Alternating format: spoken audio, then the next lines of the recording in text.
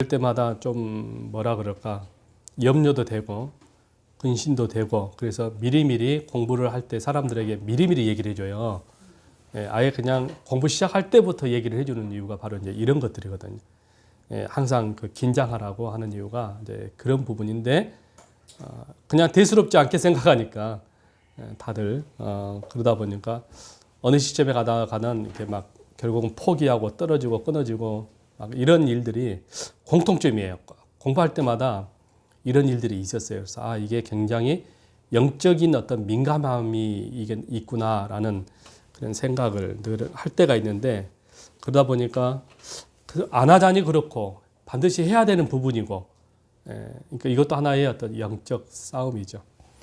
오늘 마귀의 정체 이게 분량이 좀 있어서 제가 이제 3번까지 아니 2번까지 했나? 그러고는 이제 다음 시간에 이어서 제가 할 겁니다. 이 마귀 사탄은요, 그러니까 마귀와 사탄과 귀신 이렇게 세 개가 있잖아요. 세 단어가 있는데 여러분은 어떻게 생각하세요? 마귀 따로, 사탄 따로, 귀신 따로. 이게 여러분 이게 분리된 것 같잖아요. 근데 사실은 마귀와 사탄은 동일한 존재예요. 같은 존재이고 귀신은 그 루시퍼의 그 졸개예요. 그러니까 루시퍼는 마귀고 사탄이에요. 그런데 같은데 그 닉네임이라고 그러죠. 한 사람인데 그 역할이 달라요. 이거예요. 아버지는 하나인데 나의 아버지는 하나인데 직장에 가면 아버지는 뭐예요? 사장도 될 수 있고 부장도 될 수 있고 가장도 있어요. 근데 집에 들어오면 아버지예요. 그러면 무엇이 다릅니까? 기능과 역할이 다른 거죠. 그래서 마귀의 루시퍼는 하나인데 마귀의 어떤 역할과 사탄의 그 역할이 다른 거예요. 아셨죠? 그러니까 이럴 때는 마귀구나. 또 이럴 때는 이게 사탄이다. 이렇게 구분을 해야 돼요. 아셨죠? 그러니까 그게 있어요. 나를 넘어지게 만들고 내게 어떤 그 힘듦을 가져다 줬을 때 이놈은 마귀가 왔구나. 이놈은 사탄이 왔구나. 근데 이게 구분하기가 좀 어렵다. 그러면 그냥 사탄이라기도 하고 마귀라고 그러면 돼요. 그놈이 그놈이니까. 근데 단지 이제 우리가 구분을 이제 학문적으로 우리가 이제 그거를 조금 알고 있으면 낫겠죠. 왜 여러분 마귀가 그러니까 루시퍼가 왜 마귀가 되었느냐? 지난번에 우리가 천사에 대해서 배웠잖아요. 천사론에서 교만해서 그래요. 교만이 굉장히 영적인 세계에서 보니까 이게 엄청난 일이더라고요. 그래서 우리가 성경을 살피고 연구할 때마다 느낀 게 이게 교만이라는 게 굉장히 무섭구나. 교만이 무섭구나라는 생각을 해봤어요. 왜냐 그러면 죄의 시작이 어디서 왔다는 거예요? 교만에서 시작이 된 거예요. 우리는 뭐 아무렇지 않게 생각하지만 익숙한 단어이잖아요. 교만이라는 게 익숙한 단어이지만 이 교만 때문에 온 인류가 어마어마한 이게 파멸의 늪에 빠진 거예요. 이 교만 하나 때문에 여러분 우리가 영생에서 사망으로 이게 과거에 지금은 아니지만 영생에서 사망으로 옮겨진 거잖아요. 이 교만 때문에 여러분 영원히 죽지 않아야 될 존재가 여러분 죽음을 맛보게 되는 거고 이 교만 때문에 땀 흘리고 수고하고 노동하지 않아도 그래서 근심과 염려를 경험하지 않아도 그냥 행복해질 수 있는데 이 교만 때문에 이런 엄청난 고통을 인류가 좀 겪은 거예요. 그러니 여러분 우리가 교만하지 않기 위해서 얼마나 우리가 기도해야 되는가를 알겠죠. 여러분. 그러니까 지금도 여러분 마귀가 사탄이 우리에게 찾아오는 건데 무엇을 가지고 찾아올까요? 교만을 가지고 찾아와요. 우리에게 무엇을요? 교만의 씨를 뿌리는 거예요. 교만해지는 순간 사람은 비참하게 돼요. 교만해지면 인간관계도 여러분 깨트려져요. 교만해지면 사회적 존재가 사회적 존재에서 뭘 당해요? 왕따를 당해요. 뭐 은따도 있더구만. 은근히 따돌림 시킨다고. 예, 은따도 있더구만. 예. 그만큼 여러분 이 교만이라고 하는 거는 굉장히 우리에게 무서운 거예요. 예. 왜? 죄의 시작이 이 교만 때문에 시작이 됐으니까요. 그래서 지금도 마귀는, 사탄은 인간에게, 여러분 우리에게 찾아오셔서 은근히 교만으로 우리에게 씨를 뿌려요. 그 순간 우리는 교만해지는 거죠. 그래서 하나님 앞에 우리가 기도할 때에 여러분 우리가 반드시 놓치지 말아야 될 게 뭐예요? 하나님, 교만해지지 아니하고 우리에게 겸손하게 해 주십시오. 겸손하게 되면 관계 회복이 돼요. 그죠? 겸손하게 되면 관계 회복이 된다니까. 겸손하게 되면은, 교만은 내가 높아지려고 하는 거잖아요. 근데 겸손은 뭐예요? 반대로 타인이 나를 높여본다니까. 그죠? 타인이, 다른 사람이 나를 높여주고 나를 인정해줘요. 근데 그게 힘들더라니까, 이 교만이. 아니, 그 겸손해지는 게 그렇게 힘들더라고요. 그거는 우리 안에 이 자아가, 우리 안에 감정이 있잖아요. 우리의 자아가 살아서 그래요. 그래서 항상 우리가 가장 크게 경계해야 될 것이 교만이에요. 근데 그 교만이 있으니까 무엇이 생깁니까? 그 다음 단계가 뭐예요? 자연스럽게 스며드는 게 뭐예요? 욕심이에요, 욕심. 그죠? 그렇지 않겠어요? 교만해지니까 뭔가를 탐을 내는 거잖아요. 그게 욕심이다니까, 여러분. 그랬더니 뭐예요? 욕심이 많은 즉, 죄가 결국은 장성하니까 사망을 낳고. 근데 그 밑바닥에 뭐가 있다? 교만이 있더라는 거예요. 우리가 겸손하면 다 해결되는데, 교만이 있으면은 해결이 안 돼요. 그래서 천사가, 이 루시퍼가 첫사람 에덴 동산에 찾아와서 교만을 뿌렸고요. 그래서 결국은 이 첫사람들이 에덴 동산에 쫓겨나게 되고, 그래서 비참하게 되고 불행하게 된 겁니다. 그들을 에덴 동산에서 쫓아내는 그 근본 원인은 바로 마귀이죠. 마귀는 어떤 영입니까? 1번 미혹하는 영이다 그랬어요. 예, 미혹하는 영. 헬라어는 이 마귀를 디아볼로라고 그래요. 디아볼로스. 뜻은 해방하는 자, 중상자, 이간질하는 자예요. 이게 마귀예요. 그러니까 마귀는 해방하는 거예요. 이제 좀 이해가 됐죠? 교회 안에서 성도들 간에 이간질을 해요. 이게 말은 오해를 만들어요. 어떤 처음에 출발할 때는 분명히 이게 뭔가 의미가 있잖아요. 근데 중간에 가다가 이게 오해가 돼버린 거예요. 이게 말이. 예. 제가 이렇게 그 수업 시간에, 또는 저도 이제 학생 때 수업을 듣잖아요. 교수님은 분명히 A라고 얘기했는데 중간에 가다가 이것이 어느 순간 C가 되고 D가 돼버려요. 이게 말이 그만큼, 왜냐? 해석이 들어가거든요. 그냥 그대로만 가면 되는데 꼭 말을 만들어서, 다시 말하면 이거를 포장한다 그러죠. 조금 더 예쁘게 포장을 해요. 이게 비유니까요. 현대차는 이래서 좋아 그랬단 말이에요. 그랬더니 이제 그게 말이 되어져서, 누가 그러는데 현대차는 이렇고 저렇고 이렇게 생겼대. 이렇게 좋대. 근데 이제 그 사람이 또 이게 가서 보니까 현대차는 그러니까 좋은데, 가다 보니까 이제 말이 점점 포장이 돼서 만들어지는 거예요. 이게 오해거든요. 그러다 보니까 이제 회사에서 내가 언제 그랬냐? 현대차는 이렇게 생겼다 그랬지. 그러면서 이게 이제 뭐가 되죠? 말이 와전됐으니까 다시 돌려서 그 말은 그 사람에게 돌아오거든요. 그러죠? 여기서 한번 말이 나가는 거는 꼭 보니까 돌아오더라고, 결국은. 그러면 이제 어떻게 되죠? 이간질 돼버리는 거예요. 그러니까 중간중간에 마귀가 사람의 이성과 감정을 통해서 이간질을 만들어요. 그래서 분쟁을 일으키는 거지. 그래서 늘 언제나 해방하게 돼요.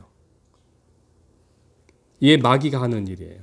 그러니까 이 교회 안에서도 가장 큰 문제가 이간질이에요. 해방하는 것은 뭘까요? 똑같아요.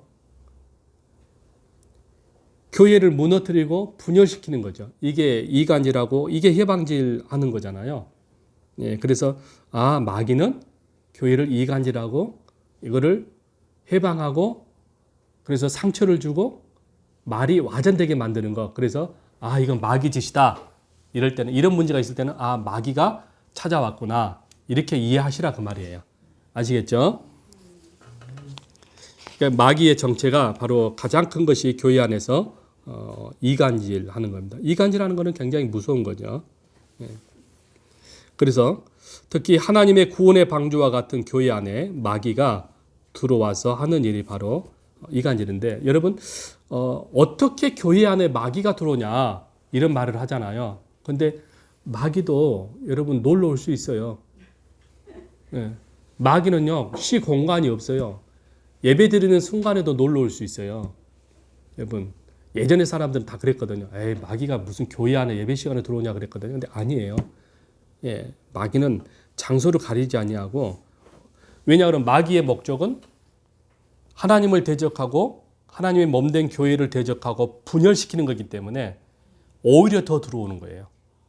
오히려 교회 안에 더 들어온다고요. 그렇게 해서 무너뜨리는 게 여러분 마귀의 역할이에요. 그래서 그 사람의 생각을 조정해버려요.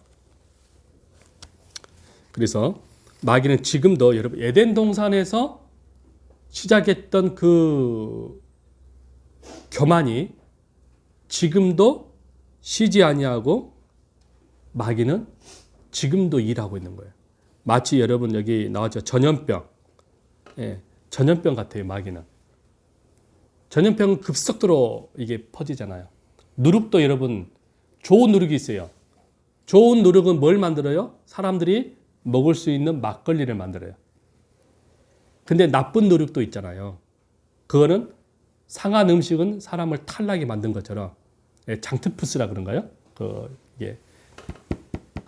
마귀는 우리에게 여러분 누룩과 같은데 어떤 누룩이에요? 나쁜 누룩이에요. 그래서 전파력, 전염병처럼 확 뻗어가는 거예요. 지금도 쉬지 아니하고 그 나쁜 누룩처럼 전염병처럼 마귀가 교만을 퍼뜨린다고 말이에요. 그러니 우리가 어떻게 해야 될까요? 긴장해야 되는 거죠. 그래서 사람들을 미혹해요. 사람들을 미혹해서 넘어지게 만드는 거예요. 이게 무서운 겁니다, 여러분. 우리가 경계해야 할 것이 바로 이 마귀의 미혹입니다. 그 미혹이 교만인 거예요, 교만. 그리고 그거를 이간질해서 파괴시키는 것. 이게 마귀의 전략입니다. 그래서 마귀의 정체가 항상 여러분 우리의 가정에도 있고요. 내 직장에도 있고요. 교회는 더더욱 말할 것도 없고, 왜? 교회가 무너져야만이 마귀가 가장 마귀의 최고의 목표는 교회를 파괴하는 거니까요. 그래서 항상 우리가 나 때문에, 나로 인해서 이런 그 문제가 되지 않도록 항상 경계해야 되는 거죠. 그래서 항상 나를 다듬어야 돼요. 나를 다듬어. 근데 목사인 나도 거기에 시험의 대상이 될 수 있고, 여러분들은 무너뜨릴 수 있는 대상이 될 수 있고, 여러분들도 나를 무너뜨릴 수 있는 대상이 될 수도 있고, 그래서 우리 모두가 다 마귀의 공격의 대상자.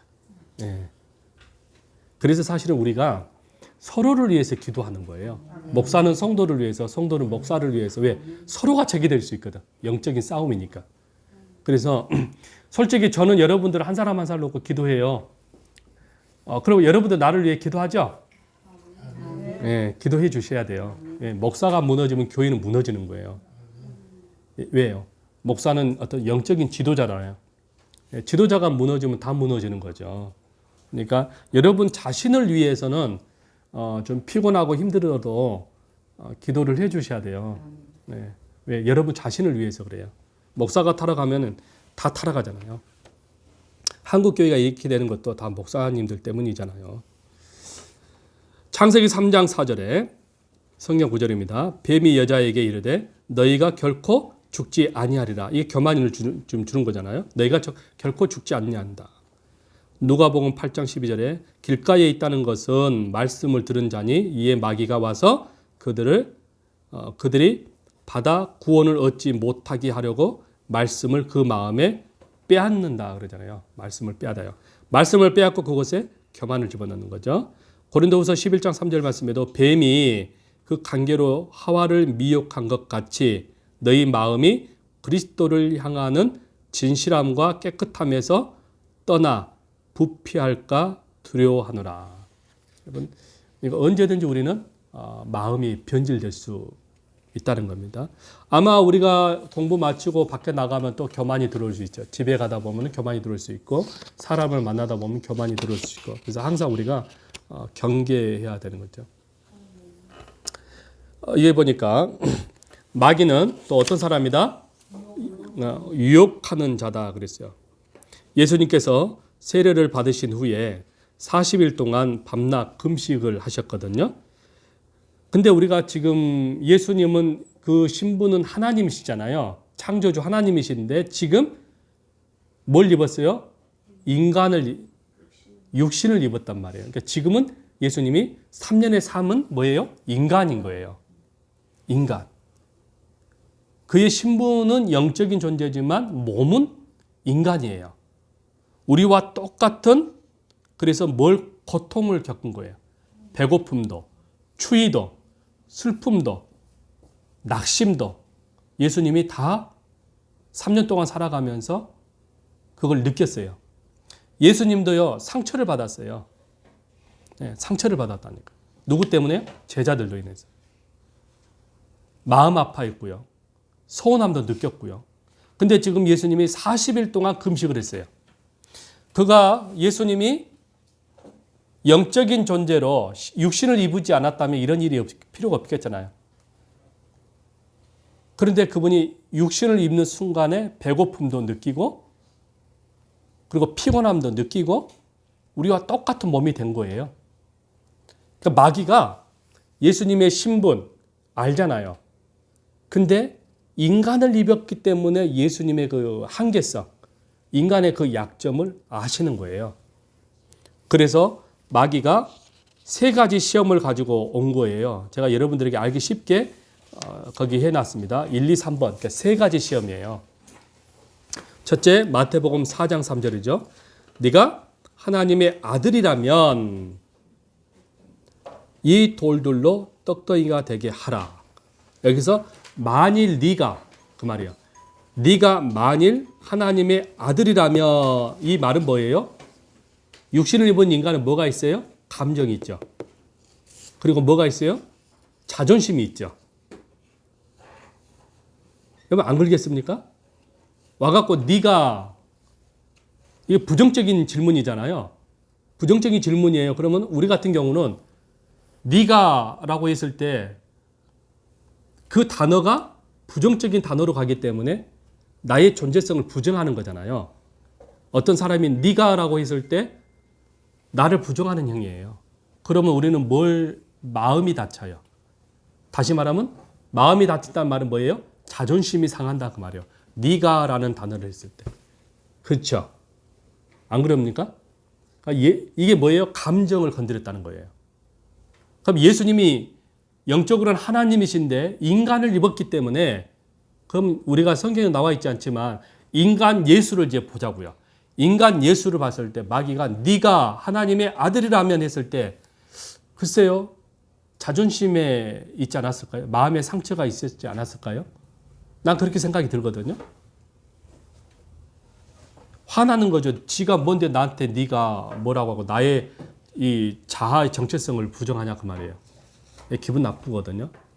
근데 예수님께서 네가 하나님의 아들이라면 돌들로 떡덩이가 되게 하라. 인간 예수의 어떤 그 자존심을 건드렸는데 그때 예수님이 뭐라고 했어요? 사람이 떡으로만 살 것이 아니다. 예수님이 바로 이렇게 대처를 합니다. 두 번째, 마귀가 거룩한 성으로 이제 포기하지 아니하고 거룩한 성을 이끌어 성전 꼭대기에 뛰어내려라. 성전 꼭대기로 그를 이끌어서 여기서 뛰어내려라. 여기도 지금 자존심을 건드는 겁니다. 그러면 천사들이 너를 다치지 않게 해주지 않겠냐 그 말이에요. 이거 역시도 예수님의 정체성.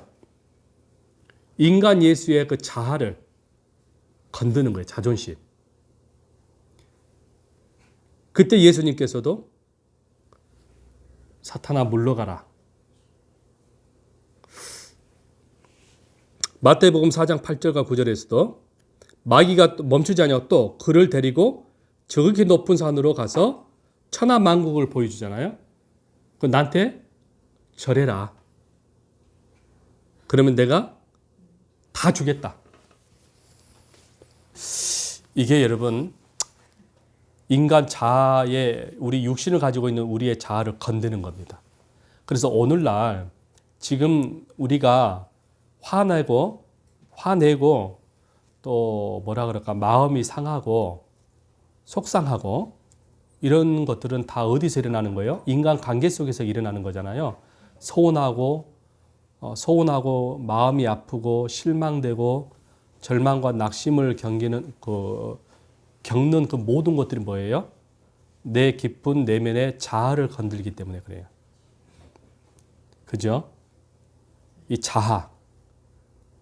근데 이 자아가 겸손해지면 되는데 이 자아가 겸손해지지가 않고 자꾸 마귀가 우리를 충동질해서 우리의 자아가 죽을만 하면 또 살아나고 죽을만 하면 또 살아나서 결국은 범죄하게 만들고 실수하게 만들고 그러는 거죠.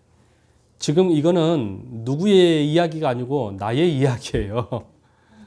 우리 모두의 이야기다니까요, 여러분.